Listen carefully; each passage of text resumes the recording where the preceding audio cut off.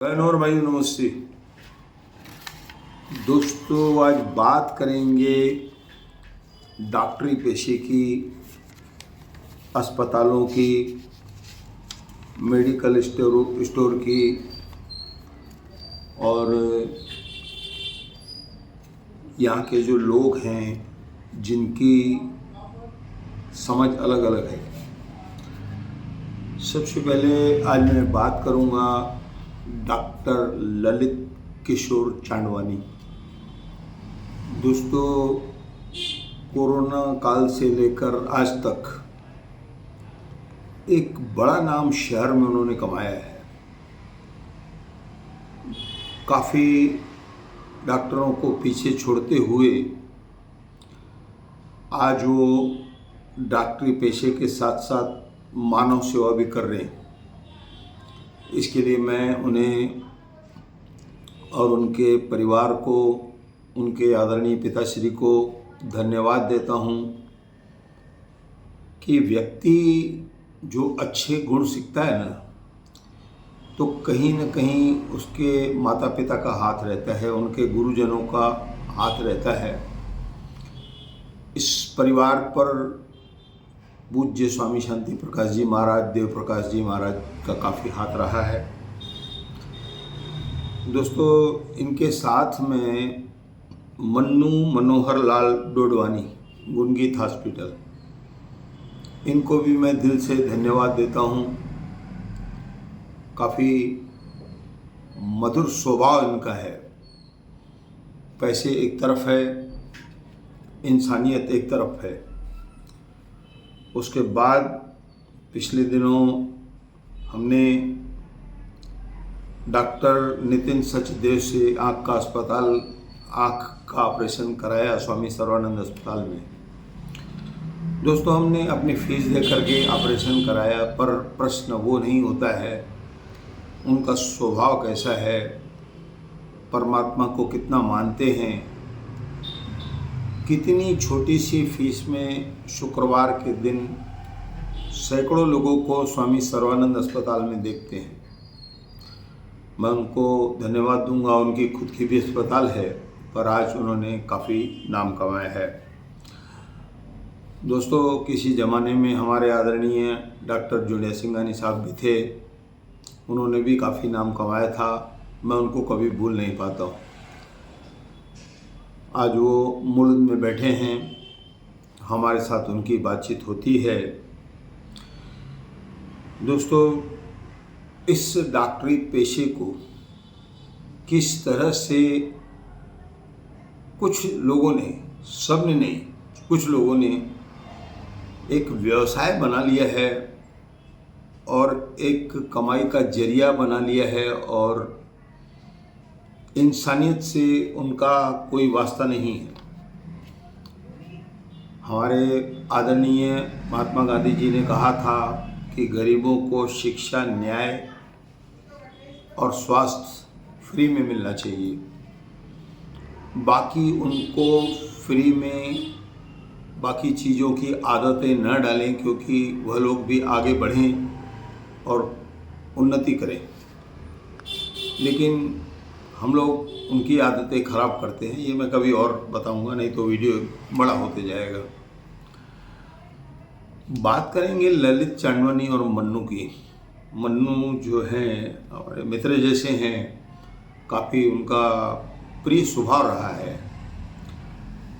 दोस्तों, डॉक्टर ललित किशोर चांदवानी और आदरणीय भाभी जी, उनकी धर्मपत्नी, उनको भी मैं प्रणाम करता हूँ। दोस्तों, सुबह 8 साढ़े 8 से लेकर रात को 12-1 बजे तक लगातार ड्यूटी करना।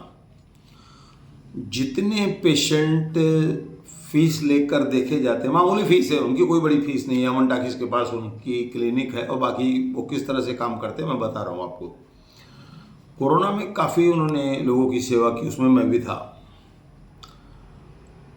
तो लोगों को उन्होंने ठीक किया, और आज मैं क्षमा चाहूँगा, इस बात को उजागर कर रहा हूँ कि हमारे आदरणीय पूज्य स्वामी देव प्रकाश महाराज जी का स्वास्थ्य भी कुछ ठीक नहीं रहता है। वो 87 साल के हो गए हैं।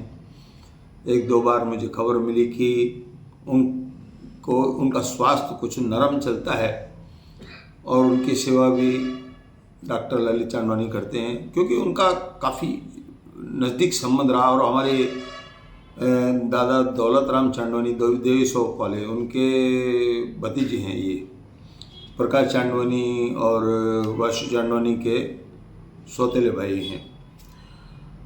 तो दोस्तों ये सुबह सुबह हमको मिल जाते हैं प्रभात गार्डन में। कभी हमने कोई छोटी मोटी बात पूछी तो चलते चलते हमको कोई चीज़ लिख करके दे देते हैं। कोई फीस नहीं, कुछ नहीं। कभी डांटते नहीं कि भाई तुम मुझे यहाँ भी नहीं छोड़ रहे हो। अच्छा स्वभाव, मिलनसार स्वभाव है। दोस्तों सुबह सुबह ये पहुँचते हैं कुलदेवी माता मंदिर 10:30 बजे के आसपास, राइट टाइम। दोस्तों उसके बाद बहुत सारे लोग कहेंगे कि पहले ही मैं फोकट वाले को देख रहा हूँ, अभी मैंने बोहनी नहीं की।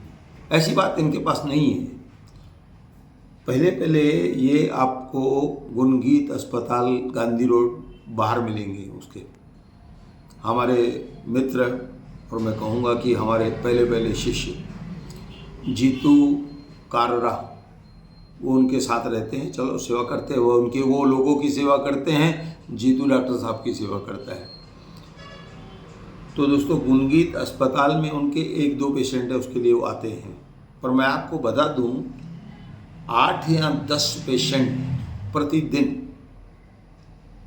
और मैंने भी उसका लाभ लिया। अभी आँखों की जब ऑपरेशन कराई, मेरा तबीयत कुछ ठीक नहीं रहता था, तो पहले वो जो सर्टिफिकेट लगता है स्वास्थ्य का, वह भी उन्होंने दिया मुझे और कोई शुल्क नहीं लिया मुझसे। तो दोस्तों वहाँ पर आते हैं, नीचे जितने भी लोग रहते हैं किसी से 1 रुपये की फ़ीस नहीं लेते हैं। और जो पेशेंट है वो 1-2 है, और ज़्यादा जो गरीब हैं या जिनके पास इतनी फ़ीस नहीं है। खैर प्रकाश हमारे ललित चांदवानी जी को मैं धन्यवाद दूंगा कि आप उतनी फ़ीस नहीं लेते हैं। फिर भी कुछ लोग हैं जो 2 पैसे बचाकर कुछ और कार्य में लगाते हैं, आप उनकी मदद करते हैं। फिर यहाँ से आप पहुँचेंगे भगवान दास हॉस्पिटल।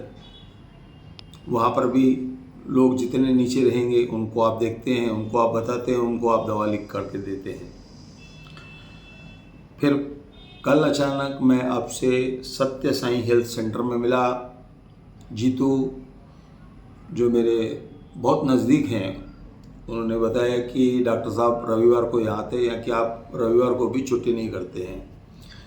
चलिए आपको देख करके कुछ हम भी सीख जाएंगे।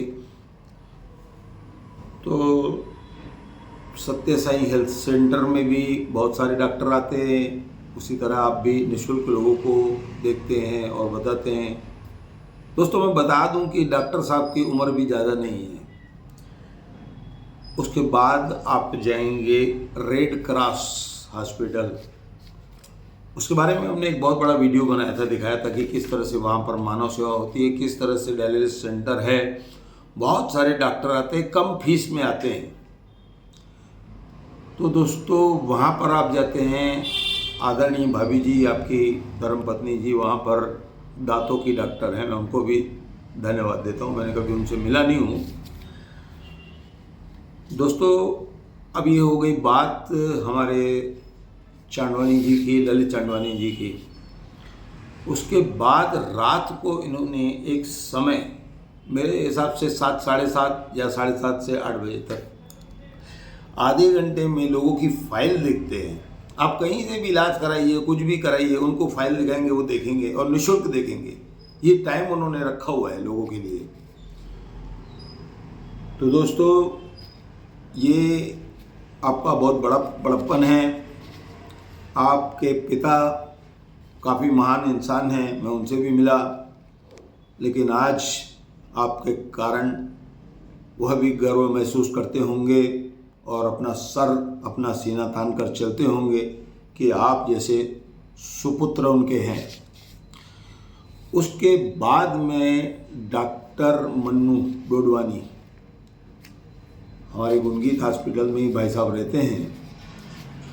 दोस्तों काफ़ी प्यारा स्वभाव है उनका, मीठा बोलते, कभी कभी लोगों को सरल इलाज बताते हैं कि वह जटिल प्रक्रिया से न गुजरे, ज़्यादा पैसा उसको खर्च न करना पड़े। और आप भी महान हैं, बहुत सारे लोगों को ऐसे ही देखते हैं, जाने देते हैं। हम भी आते हैं, कभी कभी आपसे लाभ लेते हैं।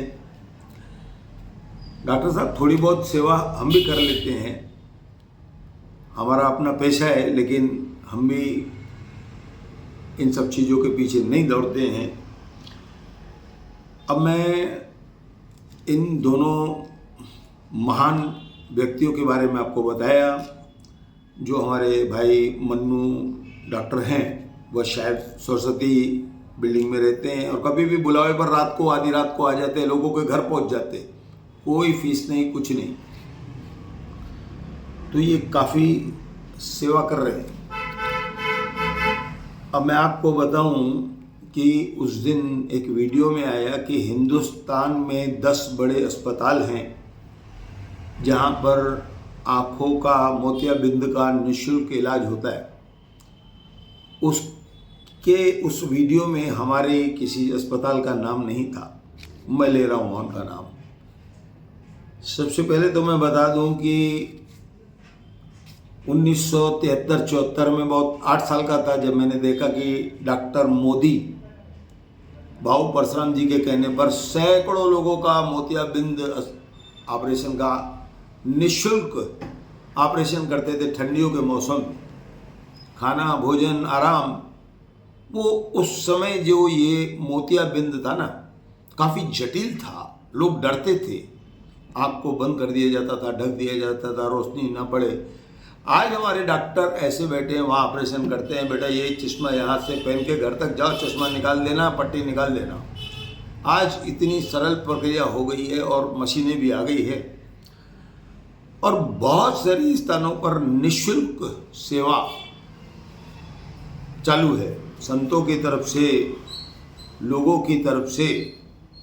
जैसे कि हमारे पूज्य चालिया साहब वाले जो हैं, साल में एक बार लड़कों लड़कियों का वो ऑपरेशन कराते हैं जिसमें बच्चों का चश्मा उतर जाए। जो शादी योग्य बच्चे, पहले बच्चियों का होता था, अब लड़कों का भी वो कर देते हैं। उसके बाद हमारी जो सर्वानंद अस्पताल है, जो आँखों के लिए नंबर 1 बताई जाती है, आदरणीय पूज्य स्वामी जी, स्वामी शांति प्रकाश महाराज से लेकर आज उसको 100 साल से ज़्यादा हो गया समय, उस अस्पताल को। स्वामी देव प्रकाश जी महाराज भी उस अस्पताल की आँखों वालों के लिए देखभाल करते हैं। खासकर वह अपने जन्मदिन के उपलक्ष्य में एक गिने हुए लोगों का ऑपरेशन वह कराते। प्रतिदिन भी वहाँ पर निःशुल्क ऑपरेशन होते रहते हैं। बहुत अच्छे डॉक्टर वहाँ पर आते हैं। मैंने जैसे कि बताया कि हमारे नितिन सचदेव, काफ़ी नाम उन्होंने कमाया है। 100 लोग उनके पास शुक्रवार के दिन देखने के लिए आते हैं। 11 साढ़े 11 बजे वो आते हैं, 1 डेढ़ बजे तक रहते हैं। वो फट से समझ जाते हैं कि इसको क्या तकलीफ है। दोस्तों, मुझे ये बताया गया कि उल्लासनगर 2 से एक बस प्रतिदिन जाती है लोगों का मोतियाबिंद ऑपरेशन कराने के लिए। उसके बाद मुझे बताया गया कि पिंपरी, उसके आगे निःशुल्क आँखों की सेवा होती है, वहाँ पर भी फ्री आपका ऑपरेशन होगा। उसके बाद उर्ली कंचन जो कहते हैं, जो हमारे अनंतपुर दरबार वाले साहिबों का है, संतों का।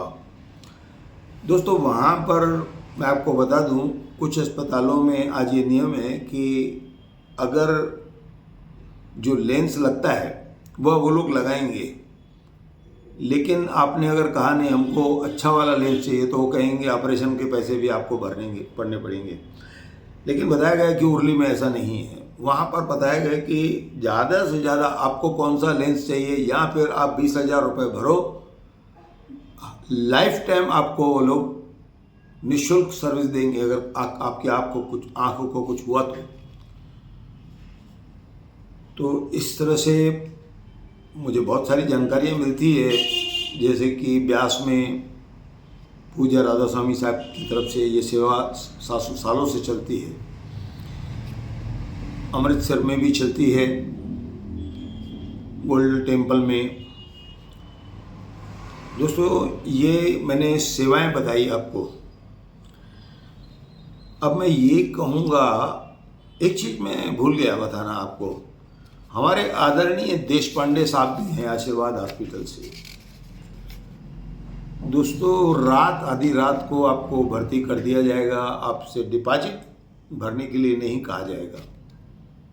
जब आप निकलोगे या आप बीच में देना चाहते हैं तो वो लेंगे। डॉक्टर साहब इतना कम कर दीजिए, कम कर देंगे। बड़े अच्छे रहमदिल इंसान हैं दोस्तों, उनसे भी हमारा अक्सर वास्ता पड़ता रहता है। प्रसिद्ध डॉक्टर है काफ़ी। देखते ही रोगी को समझ जाते हैं कि इसको क्या तकलीफ है। जितना हो सकता है वह लोगों की सेवा करते हैं। अब दोस्तों, मैं इसी पेशे की कुछ दुखद बातें बताऊंगा।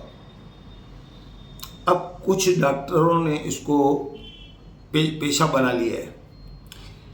एक चिट्ठी देंगे, उसमें 5, 7, 8 दवाएं तो आपको मामूली लिख कर ही देंगे कि जाओ ये लेके मुझे दिखा के जाना। दिखा के क्यों जाना कि भैया उसी मेडिकल से तुमने लिया है कि नहीं, फिर मैं उस मेडिकल वाले को बोलूँ कि नहीं बोलूँ कि ये आपसे लेके गया था। या तो कुछ मेडिकल वाले उनके साथ माहवारी हिसाब करते हैं। मेरे पास ऐसी कई जानकारियाँ हैं। आपने अस्पताल खोल ली, अस्पताल के नीचे आपने मेडिकल खोल लिया, वहीं से ही दवा लेनी है। 2-3 रुपए का जो पाइप ग्लूकोज का चढ़ाने का है वो आपके पास से लेना है 50, 60, 70 रुपए में। ये उचित नहीं है। इन पैसों को हम कहाँ ले जाएंगे? चलिए, हम अपने बच्चों को खिलाएंगे, तंदुरुस्त करेंगे, लेकिन वो हमको काम आएंगे कि नहीं आएंगे पता नहीं, या वो पैसे हमको भी काम आएंगे या नहीं आएंगे। और देखो दोस्तों, मैं ये कहूँगा कि जो भी कर्म हम लोग करते हैं ना, उसका निपटारा हमको यहीं पर करके जाना है। अब बहुत सारे लोग कैसे बोलते हैं कि मंदिर का मत खाओ, रुक जा कणाते। ये मैं पहले भी बोलता हूँ। अब ये पहले ही आप दूसरों से मांग कर लाए हैं और फिर उसको हमको खिलाते, फिर वो रुक का कणा है तो उससे 10 लोगों से वसूली करनी है। हमारे भाई ने एक ने बताया कि पिछले मंगलवार को 250 पकवान के पैसे एक मंदिर में दिए, 3100 रुपये। शुक्रवार को दिन फिर उनसे कहा कि भैया कल ये बांटना है, तो उन्होंने कहा भैया हम लोग इतने अमीर आदमी नहीं हैं, कुछ सेवा आप लोग भी करो। गाय का चारा खिलाओ, खिलाते हैं लोग। 10 रुपये का चारा 50 रुपये में मिलता है, लोग ले लेते बेचारे। वो चारा आप खिलाओ, दूध वो बेचेंगे। सभी जगह ऐसा नहीं है। अभी स्वामी काली राम जी जो हैं वो दूध बेचने नहीं देते। आप जो भी खिलाएंगे वहाँ पर उस दूध की दिन भर चाय बनती है और वहाँ पर दोना भंडारा ये सब चलते रहते हैं वहाँ पर।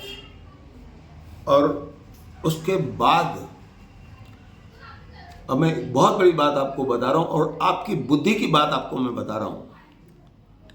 दोस्तों, प्रकरण इस प्रकार है कि हमको डॉक्टर कहेगा कौन सी मेडिकल से हमको दवाएं लानी है, जब तक आप उससे इलाज करा रहे हैं। बाद में आपको वो दवाएं अपनी मर्जी से लेनी चाहिए, लेकिन नहीं, आप लोग भी कुछ ये सोचते हैं कि नहीं उसने जो लिख के दिए वो मेडिकल वाला कुछ अलग देगा। हमारे प्रिय मित्र हैं प्रेम मेडिकल वाले, मूलचंद भले बहुत जानकार आदमी हैं। अब दवाएं बिके या न बिके उनको उसकी परवाह भी नहीं है, लेकिन लोगों को राय सही देते। एक व्यक्ति उनके पास गया, एक स्टैंडर्ड कंपनी की दवा जिस पर 170 रुपए का मूल्य लिखा है, उस दवा की खरीदी सिर्फ 30 रुपए की है। मूलचंद ने बहुत समझा कि उस व्यक्ति से कहा भैया वही दवा है, ले जाओ। नहीं, बोले मुझे 170 वाली चाहिए। मूलचंद ने कहा भाई मैं ये पैसे नहीं खा सकता ज़्यादा, आप वहीं से जाके ले आओ। अब मैं और एक बात बताता हूँ। मेरी पत्नी पिछले वर्ष आशीर्वाद हॉस्पिटल में थी। एक 7 पैकेट 7 दिन उसको मुझे पिलाने थे, डॉक्टर साहब ने लिख के दिए। तो हमारे मिलन मेडिकल वाले हमारे मित्र हैं मुकेश भाई, उनको मैंने पर्ची दिखाई तो उन्होंने कहा यार जल्दबाजी मत करो, रुको तुम। 700 रुपये का वो पैकेट था। अब उन्होंने क्या किया, एक दूसरी कंपनी का पैकेट मुझे मंगा कर दिया जो 450 रुपये का मुझे मिला। क्या मैं उस मित्र पर विश्वास नहीं करूं? वो पिलाया मैंने मेरी पत्नी को। एक और चीज हो रही है यहां पर, मैं आपको बता रहा हूं। अनाप शनाप प्रिंट दवाओं पर लिख कर आ रही है। मैं आपको बताता हूं, पिछले दिनों कुछ कारखाने वाले पकड़े भी गए। दवा वही रहती है, लेकिन जिस कंपनी को जितना रेट प्रिंट करवाना है वह उतना रेट प्रिंट करा के आपको देते हैं। 10-20 रुपए की गोली आपको 100 से ज़्यादा 200-200 रुपये में, 300-300 रुपये में दी जाती है और आप मूर्खता करके खरीद लेते हैं उसको। किसी मेडिकल वाले की बात नहीं मानते आप। अब और एक बात बताता हूं मैं आपको। एक अस्पताल है, अब है तो सेवा भाव के लिए वह अस्पताल। उस अस्पताल ने क्या किया, मैं आपको एक बहुत बड़ी बात बताता हूं। आप नेताजी न्यू इंग्लिश के स्कूल के बाहर चले जाइए, वहाँ पर आपको एक दवा एक अच्छी कंपनी की आती है और वही दवा कुछ दूसरी कंपनी की कम रेट की आती है। उस पर रेट लिखा है 155 रुपये 10 गोली, लेकिन वो हमको 37 रुपीज़ में देता है। अब आप इसको क्या कहोगे? अब मैं जो अस्पताल की बात आधे में छोड़ रहा था उसको मैं पूरा करता हूं। एक अस्पताल ने मरीजों को जेनरिक दवा देनी चालू की।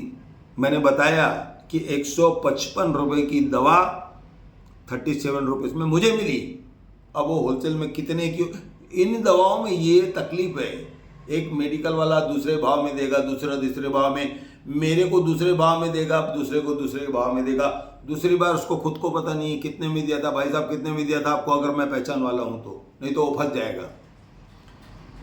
ये बातें हो रही है। अब इस अस्पताल ने क्या किया, ये इसी प्रकार की दवाएं जो 37 रुपीज़ की दवा है, 151 जिस पे लिखा है, वह मरीजों को देना चालू की वैसी दवाएं। अब यहाँ पर घोटाला ये हो गया कि आप जेनरिक दवा का जो आपको खरीदी है उसका आपने बिल रखा, फिर अपने मरीजों को, मैंने बताया कि वो अस्पताल दया धर्म की है, उस मरीज से आपसे 155 रुपये वसूल किया। तो इस तरह से आपका एक बिल बन गया। फिर आपको इनकम टैक्स ने 20 लाख रुपए का नोटिस भेजा। ये तो समझ जाओगे ना आप किसके लिए बात कर रहा हूं मैं। वो तो कम से कम खुद तो समझ जाएंगे कि भाई किसके बारे में बात हो रही है। तो एक मेडिकल वालों को दिखाया कि भैया ये ऐसा हो गया हमारे साथ। बोले नहीं आपको भरना पड़ेगा। तो बोले तुम हमारे हिसाब से बात नहीं कर रहे हो, उनके हिसाब से। बोले आपने किया है ना, आपने 10 पैसे की चीज को 1 रुपए में बेचा है, अब वो बिल आपको भरना ही पड़ेगा। और एक बात मैंने बताई थी आपको कि एक मेडिकल वाला एक दवा 3 या 4 मंगाता है, वह 9 रुपए में मंगाता है। मैं इत्तेफाक आपको बताता हूं, 9 रुपए की मंगाता है, 2-5 रुपए कमा के बेचता है। उसी चीज को ये धर्मदाय अस्पताल 11 रुपए में सैकड़ों पीस खरीद रहा है। 9 रुपए की मेडिकल वाला खरीद रहा है 4-5 पीस, और आप 11 रुपए में सैकड़ों पीस खरीद रहे हैं। आपको उल्टा महंगा पड़ रहा है। तो भैया उनको बोले कहीं कहीं आंख मूंद लिया करो। आंख मूंद के लिए हम लोगों ने बंद कर दिए, आंख फोड़ दी है हमने अपनी। लेकिन ये सब हिसाब आप कहां पर देकर जाओगे? आप हमको सिखाते हैं रुख के चने, धर्म, वो आप अपने सेवादारों को नहीं सिखाते कि भाई ये सब मत करो। आपकी बात को नहीं मानते, निकाल फेंको ऐसे सेवादारों को जो गौशाला के पैसे भी खा जाते हैं सामान बेचकर। एक सेवादारी 10,000 की सेल दिखाता है, एक सेवादारी 3,000 की सेल दिखाता है। आपने 3,000 वालों को बैठा के रखा है, 10,000 वालों को भगा दिया है। क्यों?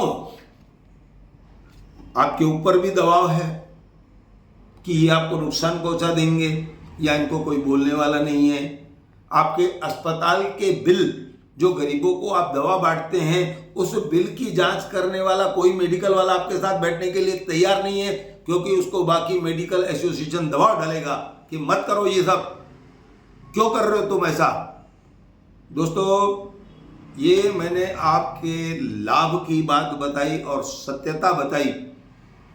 तो मेरी कहानी जिन लोगों से शुरू हुई थी, मैं उन लोगों को एक बार फिर से धन्यवाद देता हूं और मैं उनसे निवेदन करता हूं कि आप इसी तरह से लोगों की सेवा करें, उनको सत्यता की तरफ ले जाएं। और आप हमें बहुत बार काम आते हैं, आपको बार बार धन्यवाद है। आपके साथ साथ आपके माता पिता को भी धन्यवाद है। ऐसा कहकर मैं अपनी बात को समाप्त करता हूँ।